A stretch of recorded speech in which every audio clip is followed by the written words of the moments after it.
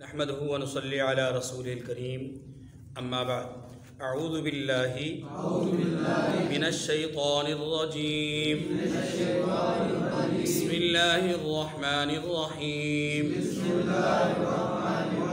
کتب علیکم القتال وهو كره لكم وعسى أن تكرهوا شيئا وهو خير لكم وعسى أن تحبوا شيئا وهو شر لكم والله يعلم وأنتم لا تعلمون يسألونك عن الشهر الحرام قتال فيه قل قتال فيه كبير وصد عن سبيل الله وكفر به والمسجد الحرام وإخراج أهله منه أكبر عند الله والفتنة أكبر من القتل ولا يزالون يقاتلونكم حتى يردوكم عن دينكم إن استطاعوا ومن يرتدد منكم عن دينه فيمت وهو كافر فأولئك حبطت أعمالهم في الدنيا والآخرة وأولئك أصحاب النار هم فيها خالدون صدق اللہ العظیم۔ سورہ بقرہ کی دو آیات، آیت نمبر 216 اور آیت نمبر 217 ہم نے تلاوت کی ہے۔ اس سے پہلے اللہ تبارک و تعالی نے اصلاح عالم کے لیے ایک اہم ترین چیز جس کو انفاق فی سبیل اللہ کہتے ہیں، راہ خدا میں خرچ کرنے کا عمل، اس کا ذکر فرمایا۔ اصلاح عالم کے لیے جہاں اپنے مال کا خرچ کرنا ضروری ہے، وہیں پر اس کے چند پہلوؤں میں سے ایک پہلو جہاد فی سبیل اللہ بھی ہے۔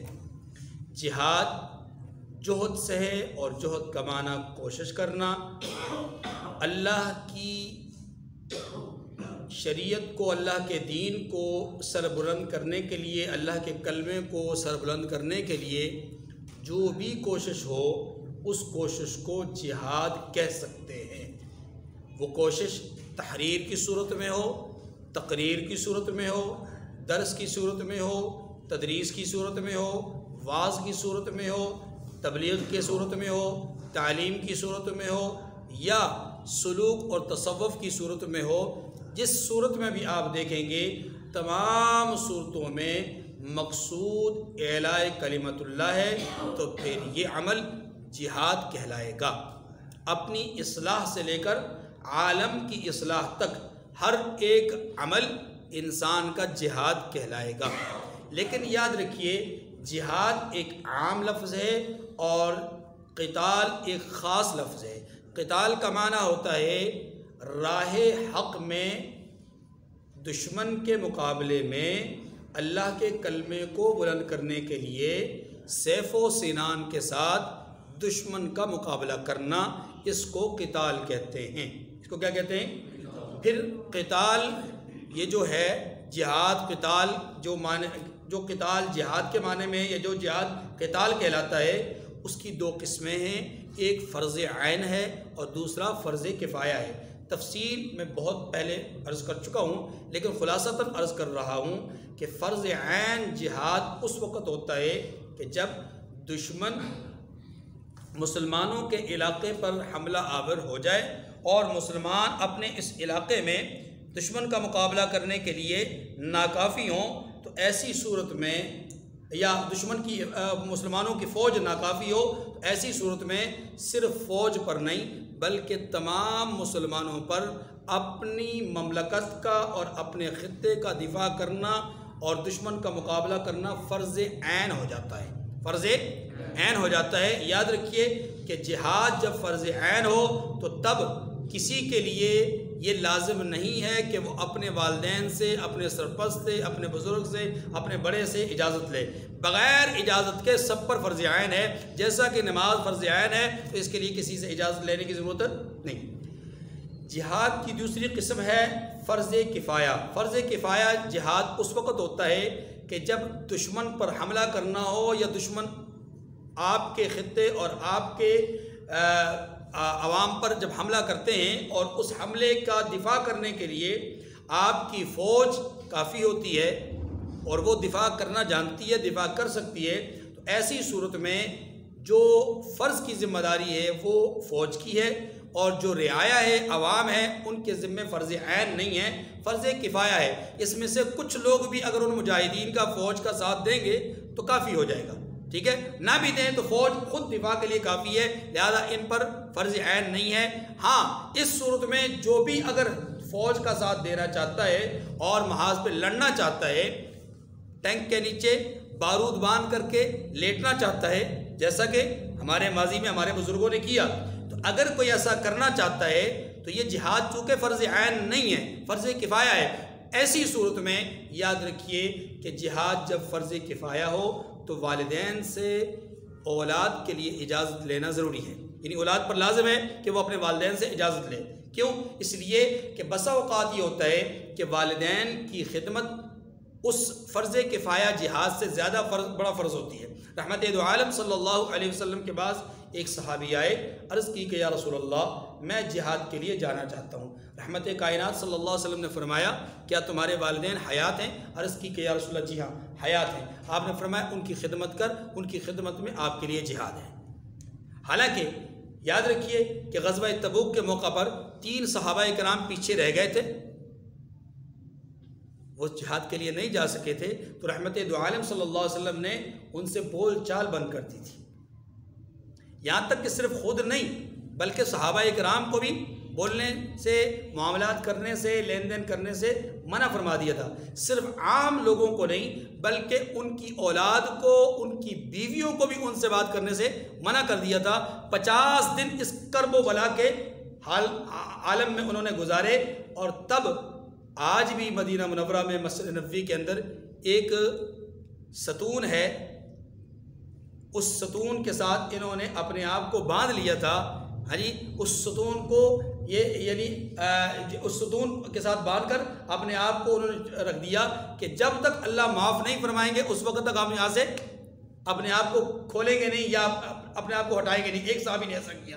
تو اس طرح کے معاملات بھی ہوئے ہیں کہ بعض اوقات جہاد میں نہ جانے والوں کے خلاف بہت سخت ایکشن بھی ہوا، لیکن بعض اوقات یہ کہا گیا کہ اپنے والدین کی خدمت کرو، وہی جہاد ہے۔ اس سے معلوم یہ ہوا کہ جن حالات میں جہاد فرض عین ہو وہاں پر اجازت کی ضرورت نہیں، وہاں پر جہاد ضروری ہے، اور جہاں پر جہاد فرض کفایہ ہو تو وہاں پر والدین سے اجازت لینا ضروری ہے، ان کی خدمت کرنا ضروری ہے، ان کے معاملات کرنا ضروری ہے۔ ٹھیک ہے جی، اتنی بات سمجھنے کے بعد اب اگلی بات سمجھیے گا کہ پچھلی آیت کریمہ میں انفاق فی سبیل اللہ کا حکم تھا، یہاں جہاد فی سبیل اللہ کا حکم ہے۔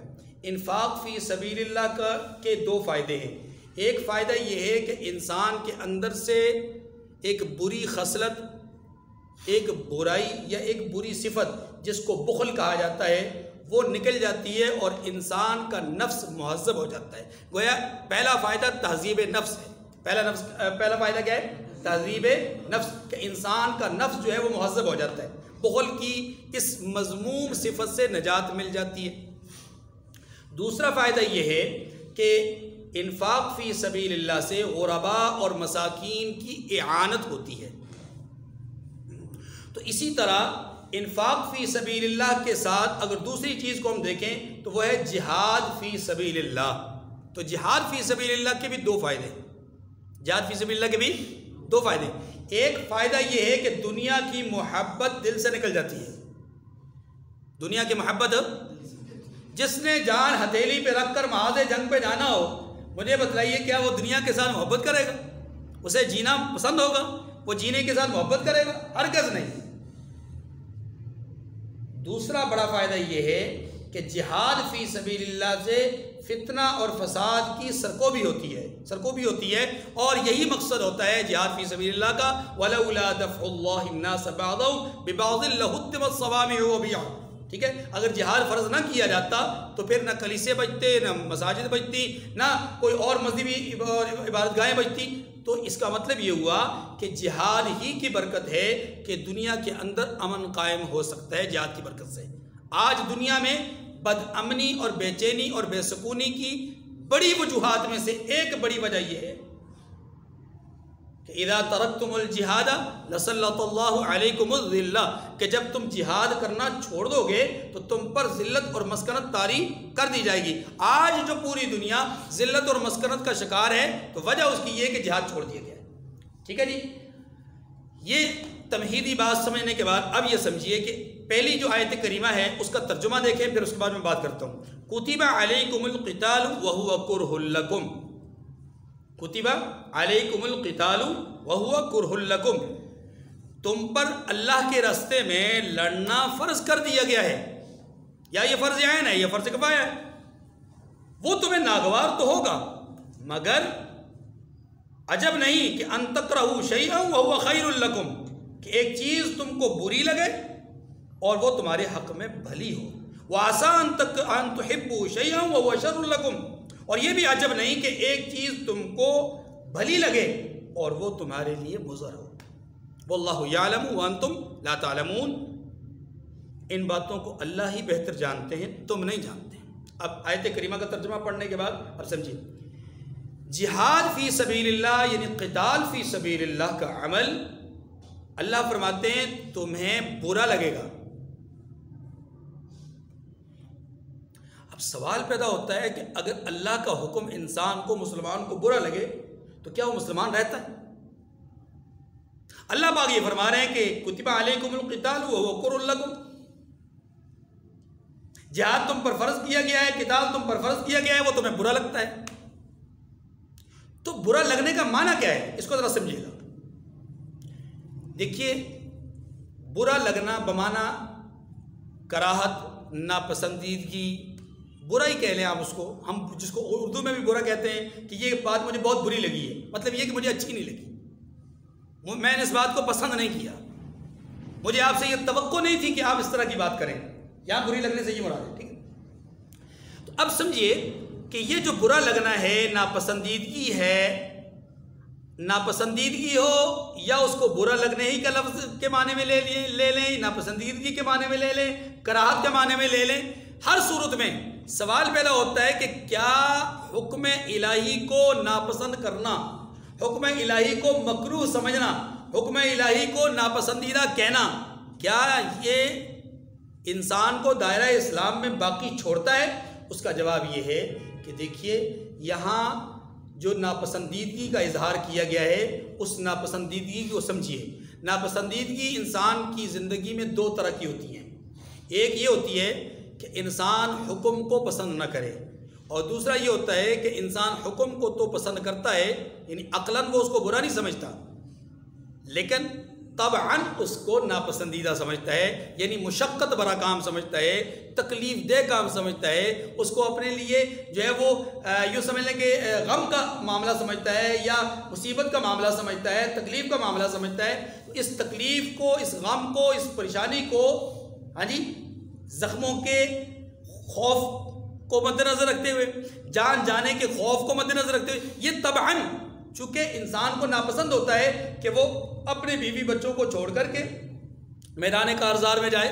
اب سیاچن کی ان برف پوش پہاڑیوں میں رہنا کون پسند کرتا ہے؟ کیا عقلاً کوئی آدمی پسند کرتا ہے؟ کیا عقلاً کوئی آدمی پسند کرتا ہے کہ وہ محاذ جنگ پہ کھڑا ہو، پتہ نہیں کسی وقت بھی آ کر کے بارود پھٹ جائے اور وہ مر جائے؟ کیا عقلاً کوئی آدمی پسند کرتا ہے کہ وہ اپنی بیوی بچوں کو چھوڑے اور جا کر کے میدان جنگ میں اپنی جان کا نذرانہ پیش کر دے؟ عقلاً ایسا نہیں ہوتا۔ اس کا مطلب یہ ہوا کہ جہاد میں جو ناپسندیدگی کا اظہار کیا گیا ہے بندوں کی طرف سے، وہ طبعی ناپسندیدگی کا اظہار کیا ہے، حکماً نہیں۔ حکمی طور پر ہر مسلمان اللہ کے حکم کے سامنے سر بسجود ہے، لیکن طبعیت انسان کی چونکہ مشقت سے، تکلیف کو برداشت کرنے سے تھوڑا سا کتراتی ہے، اسی کترانے کو ناپسندیدہ کہا گیا ہے۔ اسی کترانے کو کیا کہا گیا؟ ناپسندیدہ کہا گیا، کہ تم اس کو ناپسندیدہ سمجھتے ہو، یعنی تم تکلیف برداشت نہیں کرنا چاہتے، تم خود کو مصیبت میں مبتلا نہیں کرنا چاہتے، تم خود کو آرام اور سکون کو چھوڑ کر کے تکلیف کی زندگی کی طرف نہیں لے جانا چاہتے، اگرچہ تمہارا یہ عمل ہے۔ لیکن سنو، بعض چیزیں جنہیں تم طبعی طور پر پسند نہیں کرتے لیکن اللہ نے اس میں خیر رکھی ہوتی ہے، اور بعض چیزیں وہ جنہیں تمہیں طبعی طور پر پسند کرتے ہو اللہ نے ان میں خیر نہیں رکھی ہوتی۔ اب یہ خیر اور شر کا فیصلہ اللہ کے پاس ہے، تمہارے پاس نہیں۔ تم نہیں جانتے کہ کس کا نتیجہ اچھا ہے، کس کا نتیجہ برا ہے۔ یہ بات سمجھ آ گئی؟ اب اس کو مزید سمجھنے کے لیے ایک مثال سے آپ آسانی سے بات سمجھ سکتے ہیں۔ وہ بات کون سی ہے؟ اولاد ہر ماں باپ کی خواہش ہوتی ہے کہ نہیں ہوتی؟ بالخصوص اسپیشلی ایک خاتون کی ایک خواہش ہوتی ہے کہ اس کی گود ہری بھری ہو، ٹھیک ہے؟ یہ بات سمجھ آ گئی؟ اب قرآن پاک نے کیا کہا ہے؟ حملتہ امہ کرہا ووضعتہ کرہا، ماں نے اپنے بچے کے بوجھ کو ناپسندیدگی کے ساتھ برداشت کیا۔ حملتہ امہ کرہا، ماں نے اپنے بچے کے بوجھ کو ناپسندیدگی کے ساتھ اٹھائے رکھا، برداشت کیا، اور پھر اس بچے کو دنیا میں لانے کا سبب بنی ناپسندیدگی کے ساتھ۔ کیا مطلب؟ کیا کوئی ماں اپنی گود ہری بھری ہونے سے کیا عقلاً یا حکماً اس کو ناپسندیدہ سمجھتی ہے؟ نہیں، قطعاً نہیں۔ ہر ماں کی خواہش ہوتی ہے اس کی گود ہری ہو، سمجھ رہے ہیں؟ اس کے آنگن میں جو ہے وہ پھول کھل جائے، اس کے گھر میں خوشیوں کی لہر آ جائے، اس کے گھر میں کوئی ہنستا کھیلتا مسکراتا پھول جو ہے وہ ہر وقت چہچہاتا ہوا نظر آئے، کوئی کلی کوئی چڑیا جو ہے اس کے سامنے آئے، یہ ہر وقت ماں کی خواہش ہوتی ہے۔ اب جب وہ تکلیف اور پریشانی جو اسے پیش آتی ہے، اللہ نے اس کے لیے کیا فرمایا کہ ایک طرف تو اس کی خواہش ہے کہ ایسا ہو، لیکن دوسری طرف جب تکلیف اور مشقت اور پریشانی کو دیکھتی ہے تو پھر اس پریشانی کو وہ طبعاً پسند نہیں کرتی، حالانکہ مزاجاً وہ اس کی خواہش رکھتی ہے، دعائیں مانگتی ہے، بلکہ بعض اوقات تو تعویذ لیتے ہیں، بعض اوقات پتہ طرح طرح کے جتن کرتے ہیں۔ ہاں جی، یہ سارے معاملات کرنے کے بعد جب اینڈ آتا ہے تو پھر کیا ہوتا ہے؟ اللہ نے کیا فرمایا؟ حملتہ امہ کرہا وحملہ ووضعتہ کرہا۔ چونکہ بچے بیٹھے ہیں میں اس میں مزید وضاحت نہیں کر سکتا، آپ سمجھ گئے ہیں، اصل بات کو سمجھ گئے۔ تو یہاں پر بھی دیکھیے کہ ایک چیز جسے انسان عام حالات میں بہت چاہتا ہے، لیکن جب مشقت کا وقت آئے تو وہی انسان اسے ناپسندیدہ سمجھتا ہے۔ تو اس کی ناپسندیدگی کا مطلب ہرگز یہ نہیں ہے کہ خدا نخواستہ الیاذ باللہ یہ مجھے نہیں چاہیے، اسے ضائع کر دیا جائے، مار دیا جائے، ختم کر دیا، نہیں، قطعاً نہیں۔ بات سمجھ گئی؟ اس تکلیف کے حوالے سے اس کے لیے ذکر کیا گیا، وہ تکلیف کو ناپسندیدہ سمجھتی ہے۔ ایسے ہی فرمایا کہ جہاد تم پر فرض کیا گیا ہے اور حکماً تم اس کو اللہ کا حکم سمجھتے ہو، سر تسلیم خم بھی ہو، لیکن جب موقع آتا ہے تو قدرے تمہارے دل میں اس تکلیف کو دیکھ کر کے، مصیبت کو سوچ کر کے، اس رنج کو سوچ کر کے تھوڑی سی طبیعت میں ناپسندیدگی پیدا ہوتی ہے۔ ہاں جی، تو اس ناپسندیدگی کے متعلق فرمایا گیا کہ تمہارا یہ ناپسندیدہ کرنے والا عمل ہو سکتا ہے تم ناپسندیدہ سمجھو، اللہ نے اس میں خیر رکھی ہو، اور جنہیں تم پسندیدہ سمجھتے ہو، گھر میں آرام کرنا، سکون کرنا وغیرہ وغیرہ، اللہ نے اس میں شر رکھا ہو۔ مثال کے طور پر یاد رکھیے کہ جو قومیں اپنا دفاع کرنا چھوڑ دیتی ہیں اپنی سستی، کاہلی اور ان چیزوں کی وجہ سے، تکلیفوں کو برداشت نہ کرنے کی وجہ سے، عیاشی کی وجہ سے، راحت اور سکون میں مبتلا ہو جانے کے نتیجے میں جو قومیں اپنا دفاع کرنا چھوڑ دیتی ہیں، پھر وہ قومیں غالب نہیں آیا کرتی، مغلوب ہوا کرتی ہیں۔ وہ قومیں پھر کیا ہو جاتی ہیں؟ مغلوب ہو جاتی ہیں، اور پھر اتنا مغلوب ہوتی ہیں کہ پھر انہیں اپنی سستی کی وجہ سے کہنا پڑتا ہے دہلی ہنوز دور است۔ ہاں جی ایسا دہلی ہنوز دور است، کہ ابھی تو دہلی بہت دور ہے، دشمن ہم پر ہم تک نہیں پہنچ سکے گا، لیکن وقت نے بتا دیا کہ دشمن نے انہیں گرفتار کر کے چھوڑا۔ جو قومیں غالب آتی ہیں وہ مغلوب قوموں کا تاخت و تاراج کرتی ہیں۔ کیا آپ نے نہیں دیکھا کہ تاتاریوں نے 1 کروڑ مسلمانوں کو تہہ تیغ کیا تھا؟ کیا آپ سے وہ تاریخ کے اوراق چھپے ہوئے ہیں کہ جہاں غرناطہ اور اسپین میں 2 کروڑ مسلمانوں کو 11,000 میں تبدیل کیا گیا، 1 کروڑ 89 لاکھ مسلمان تہہ تیغ ہو گئے یا مرتد کر دیے گئے؟ کیا آپ کو اپنے بر صغیر کی تاریخ یاد نہیں کہ انگریز جب بر صغیر میں آیا تو اس نے یہاں پر سرے بازار کھلے روڈوں پر درختوں کے ساتھ زندہ انسانوں کو سولی پر لٹکا کر کے ان کی لاشوں کو کئی دن تک وہاں لٹکنے پر مجبور کر لٹکائے رکھا، اور کوئی قریب جاتا تھا اسے بھی پکڑ کر لٹکا دیا جاتا تھا۔ کیا آپ بلخ اور بخارا کی تاریخ سے ناواقف ہیں؟ ہرگز نہیں۔ جب بھی کوئی قوم کسی پر مسلط آتی ہے، تسلط پاتی ہے، غالب آتی ہے، تو وہ پھر مغلوب قوم کو تاخت و تاراج کرتی ہے، ٹھیک ہے؟ اسی لیے قرآن پاک نے کہا ہے کہ جسے تم پسندیدہ سمجھتے ہو، آرام کو، سکون کو، اپنے لیے راحت کو، ہو سکتا ہے اس میں اللہ نے خیر نہ رکھی ہو، اللہ نے خیر دوسری طرف رکھی ہو، ٹھیک ہے جی؟ آیت کریمہ سمجھ میں آ گئی؟ اب اگلی آیت کریمہ کو سمجھنے سے پہلے، اس کا ترجمہ پڑھنے سے بھی پہلے آپ اس کا شان نزول سمجھ لیں۔ پوری آیت کریمہ انشاءاللہ آپ کے سامنے آ جائے گی۔ شان نزول اس کا یہ ہے، سن 2 ہجری کا واقعہ ہے۔ رحمت دو عالم صلی اللہ علیہ وسلم نے اپنے پھوپھی زاد بھائی حضرت عبداللہ ابن جحش، جو کہ حضرت زینب بنت جحش رضی اللہ تعالی عنہا کے بھائی تھے، ان کی سرکردگی میں 7 مسلمان صحابہ اکرام کو، 7 مسلمانوں کو، صحابہ اکرام کو ان کے ساتھ کیا، اور ایک تجارتی قافلہ جو کہ قریش کا تھا اس کے لیے بھیجا، لیکن انہیں کچھ نہیں بتایا۔ انہیں بتلایا کہ آپ یہ ایک خط ہے، یہ لے لیجئے۔ حضرت عبداللہ ابن جحش سے فرمایا یہ خط ہے، اس کو لے لیجئے، اور ابھی یہاں سے رخت سفر باندھیے، 2 دن مسلسل آپ نے بغیر کسی وقفہ کے، یہاں وقفہ سے مراد آرام کے لیے وقفہ ہے، باقی نمازوں وغیرہ کا وقفہ یہاں اس میں شامل نہیں، آرام نہیں کرنا، مسلسل 2 دن آپ نے سفر کرنا ہے، اور 2 دن کے سفر کرنے کے بعد جہاں پر آپ پڑاؤ ڈالیں گے، وہاں پڑاؤ ڈالنے کے بعد، یعنی وہاں رکنے کے بعد آپ نے اس خط کو کھول کے جو ہے پڑھنا ہے۔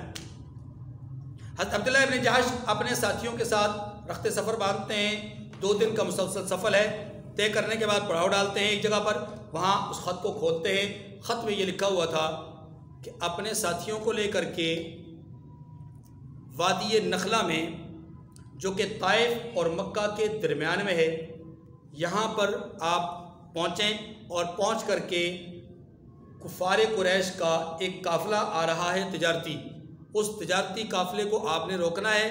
ہو سکتا ہے لعلک تأتینا منہا بخیر، اے عبداللہ شاید آپ اس قافلے میں سے ہمارے لیے کوئی خیر کی خبر لے کر آئے، یہ اس کے اندر جو، لیکن اس کے اندر یہ بھی وضاحت تھی کہ آپ نے اپنے ساتھیوں پر اس خط کے پڑھنے کے بعد آگے جانے کے لیے کوئی زبردستی نہیں کرنی، اگلے اقدام کے لیے کوئی زبردستی نہیں کرنی، جس کا دل چاہے وہ چلا جائے، جس کا دل نہ چاہے وہ واپس پلٹ جائے۔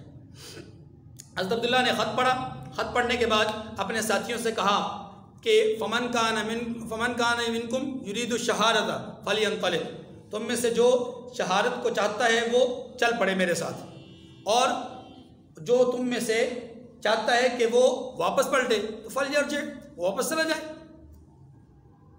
چنانچہ آپ نے یہ جملہ کہا، یہ جملہ کہنے کے بعد آپ نے رخت سفر باندھا اور چل پڑے اکیلے، چونکہ اس میں لکھا تھا کہ آپ نے اپنے ساتھیوں کو زبردستی نہیں کرنی۔ حضرت عبداللہ چل پڑے، آپ کو دیکھ کر کے آپ کے باقی جو 7 ساتھی تھے وہ بھی چل پڑے کہ جب ہمارے امیر چل پڑے ہیں، الحمدللہ صحابہ اکرام میں ایک دوسرے کے ساتھ محبت کا، اتباع کا، پیروی کا اور رسول اللہ صلی اللہ علیہ وسلم کے فرامین پر عمل کا اس قدر بہترین جذبہ تھا کہ آپ دیکھیں کہ ناپسندیدگی کے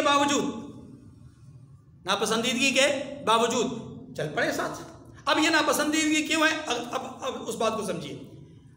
معاملہ یہ تھا کہ رسول اللہ صلی اللہ علیہ وسلم نے جب ان کو بھیجا تو یہ جمادی الاخری، یعنی یہ جو مہینہ جس میں ہم چل رہے ہیں جمادی الثانیہ، اس کی بالکل آخری تاریخیں تھیں، جیسا کہ آج اسی مہینے کی 27 تاریخ ہے، ٹھیک ہے نا، آخری تاریخیں تھیں۔ تو رحمت دو عالم صلی اللہ علیہ وسلم نے اس قافلے کو بھیجا۔ اب اس قافلے کے سامنے 2 چیزیں تھیں۔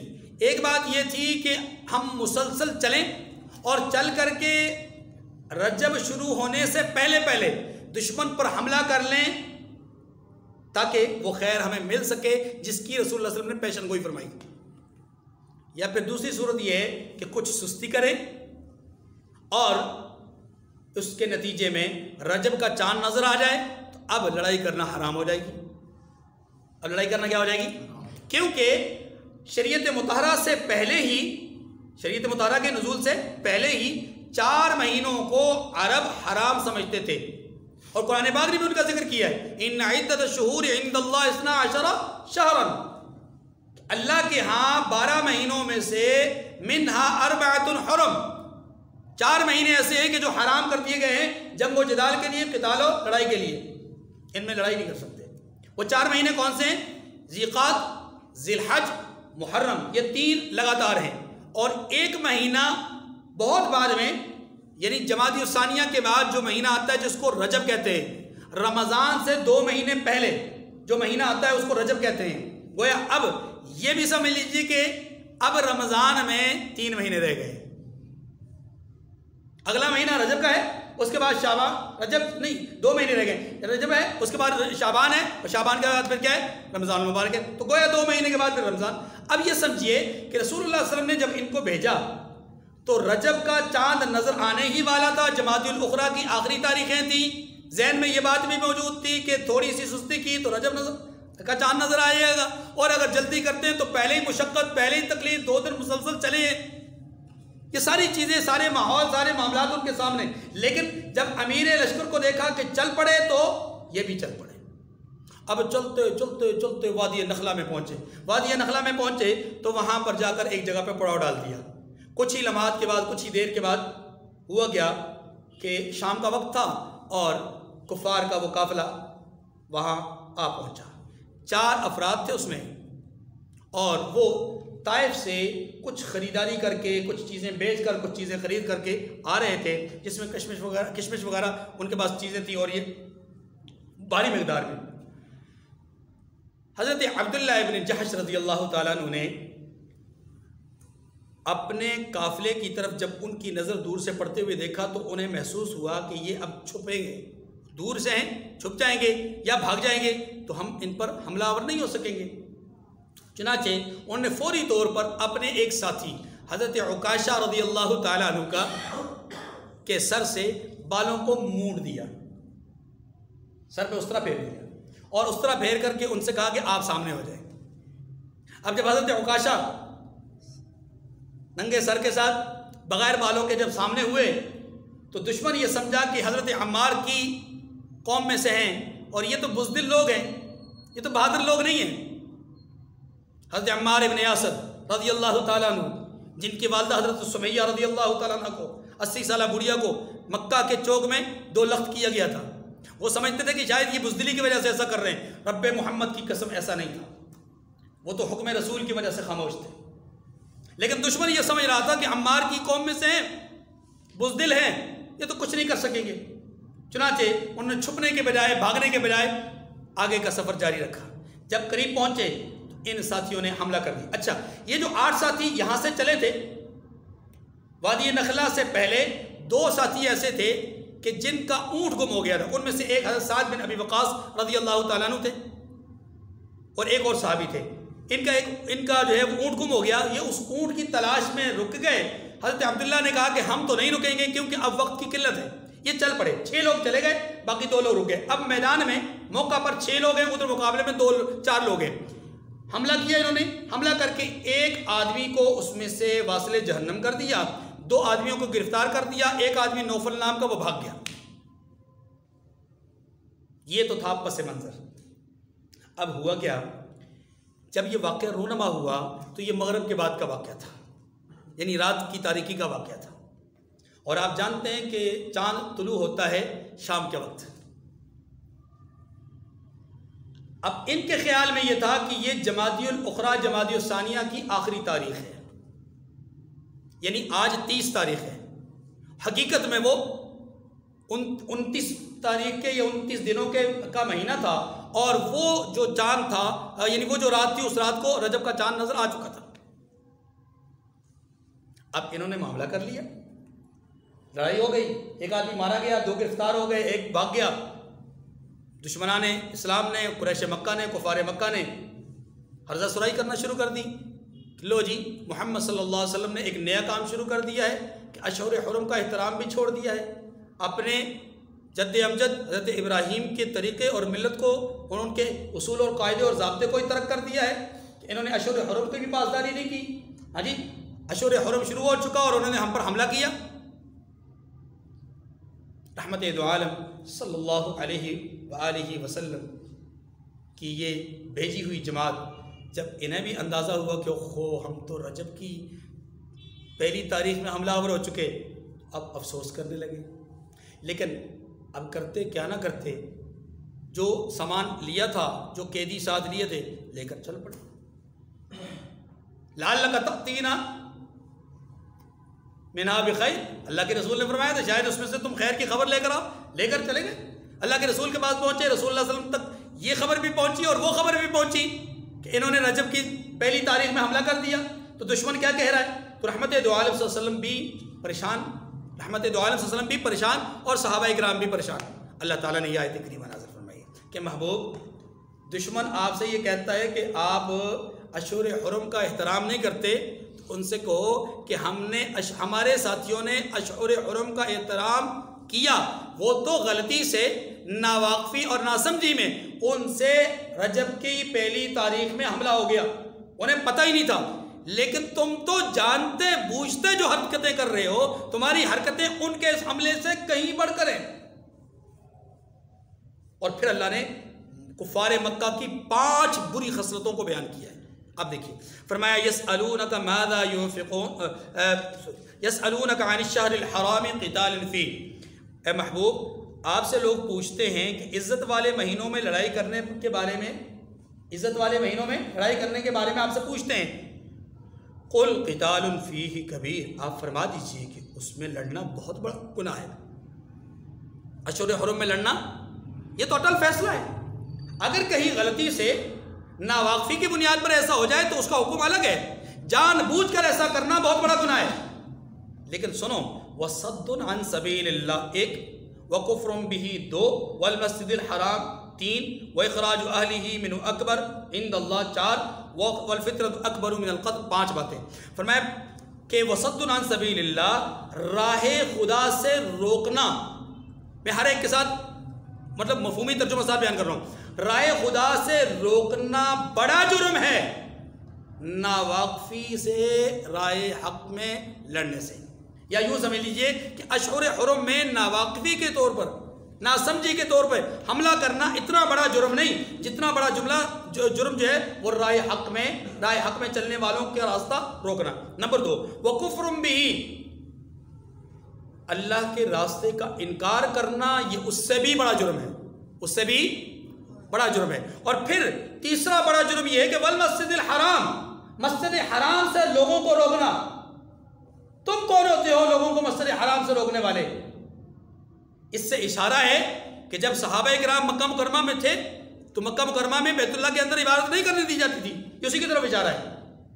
اچھا وَإِخْرَاجُ أَهْلِهِ بِنُ أَكْبَرُ عِنْدَ اللَّهِ، صحابہ کو مکہ مکرمہ سے نکلنے پر مجبور کرنا. وَإِخْرَاجُ أَهْلِهِ، اہل مکہ کو مکہ سے نکلنے پر مجبور کرنا. اکبر عند اللہ، اس اشہر حرم میں ناواقفی سے لڑنا اس سے کہیں زیادہ بڑا جرم ہے اللہ کے ہاں. 4 باتیں ہو گئی. 5ویں بات فرمایا وَالْفِتْنَةُ أَكْبَرُ مِنَ الْقَتْلِ، اور جو تم فتنے فساد برپا کر رہے ہو یہ تو اس قتل و قتال سے بھی بڑا جرم ہے. انہوں نے تو ایک آدمی قتل کر دیا ناواقفی کی بنیاد پر، لیکن تم جو جرائم کر رہے ہو، آئے روز کوئی نہ کوئی سازش، آئے روز کوئی نہ کوئی عمل. ہاں جی، خود 13 سال میں تم نے مکہ مکرمہ کے اندر صحابہ کرام کے ساتھ کیا کیا، بھول گئے ہو ساری داستانیں. اپنے جرائم تمہیں یاد نہیں، اور مسلمانوں کی ایک خطا، غلطی نہیں، معصیت نہیں، نافرمانی نہیں، خطا، اس کو تم جو ہے وہ اس کو پروان چڑھا رہے ہو اور اس کے خلاف رضا سرائی کر رہے ہو. فرمایا وَلَا يَزَالُونَ يُقَاتِلُونَكُمْ حَتَّى يَرُدُّوكُمْ عَنْ دِينِكُمْ إِنِ اسْتَطَاعُوا. یہ اہل اسلام کو بتایا گیا کہ اے اہل اسلام، کافروں کا حال یہ ہے کہ یہ لوگ ہمیشہ تم سے لڑتے رہیں گے یہاں تک کہ مقدور رکھیں، یعنی تم پر یہ قدرت پالیں کہ تمہیں تمہارے دین سے پھیر دیں. کیا مطلب یہ کہ کفریہ طاقتوں کی ہر وقت یہ کوشش ہوتی ہے کہ وہ مسلمانوں کو دین سے برگشتہ کر لیں. تب بھی آج بھی یہی کوشش ہے. مختلف حربے، مختلف طریقے، مختلف انداز وہ اختیار کرتے ہیں، شکوک و شبہات پیدا کر کے، ذاتیات پر اٹیک کر کے، دھمکیاں دے کر کے، جان سے تباہ و جان سے انہیں جو مار دینے کی دھمکیاں دینا اور جان سے مار دینا، یہ سارے حربے اس میں شامل ہیں. فرمایا وَمَن يَرْتَدِدْ مِنْكُمْ عَنْ دِينِهِ، اب مسلمانوں کو خبردار کیا جا رہا ہے. وہ تو کوششیں کر رہے ہیں، لیکن سنو تم، اگر تم میں سے کوئی آدمی اپنے دین سے پھرا، فَيَمُتْ، پھر وہ اسی حال میں مر جائے، وَهُوَ كَافِرٌ، اس حال میں مر جائے کہ وہ کافر ہو، یعنی حالت اقتدار میں جا کر کے مر گیا، تو یاد رکھنا فَأُولَٰئِكَ حَبِطَتْ أَعْمَالُهُمْ فِي الدُّنْيَا وَالْآخِرَةِ، تو ایسے لوگوں کے اعمال دنیا اور آخرت میں برباد ہو جائیں گے. یہ ہے مرتد. یاد رکھیے مرتد کی سزا کیا. مرتد کس کو کہتے ہیں؟ مرتد کہتے ہیں جو آدمی دائرہ اسلام سے نکل کر دائرہ کفر میں داخل ہو جائے، وہ کیا ہوتا ہے؟ مرتد. وہ کیا ہوتا ہے؟ اور مرتد کی سزا شرعاً یہ ہے کہ اس کو 3 دن مہلت دی جائے گی کہ 3 دن میں واپس دین اسلام میں پلٹ جائے. پلٹ گیا تو ٹھیک، تمام شکوک و شبہات دور کر کے پلٹ جائے. اگر نہ پلٹا تو پھر 3 دن کے بعد قاضی وقت، شرعی عدالت اس کے قتل کرنے کا حکم جاری کرے گی. اب یہ قتل کرنا کیوں ہے؟ اس لیے کہ مرتد دین اسلام کا باغی ہوتا ہے. دین اسلام کا کیا ہوتا ہے؟ باغی.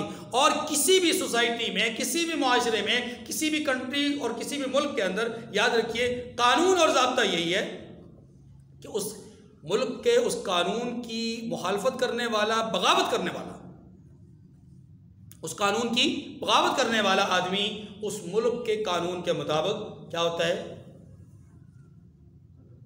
قتل یا اس کی جان، اس کو ہلاک کرنا، یہ اس ملک کے قانون کا ایک حصہ ہوتا ہے.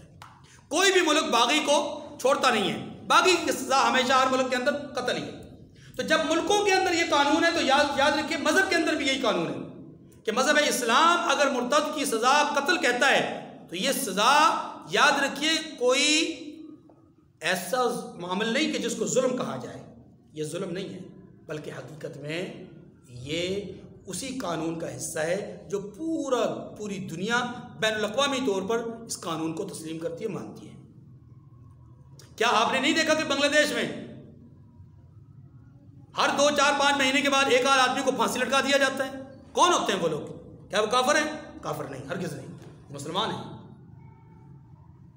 بنگلہ دیش حکومت مسلمان ہے، جن کو پھانسی لٹکایا جاتا ہے وہ مسلمان ہیں. کیوں پھانسی لٹکایا جاتا ہے؟ اس لیے کہ جب پاکستان اور بنگلہ دیش کی جنگ ہوئی تھی، جب علیحدگی کا معاملہ آیا، تو اس وقت وہ لوگ کہ جن کو پھانسی دی جاتی ہے وہ پاکستان کے حق میں نعرے لگا رہے تھے، اور ان کا موقف یہ تھا کہ پاکستان اور بنگلہ دیش کو الگ نہیں ہونا چاہیے.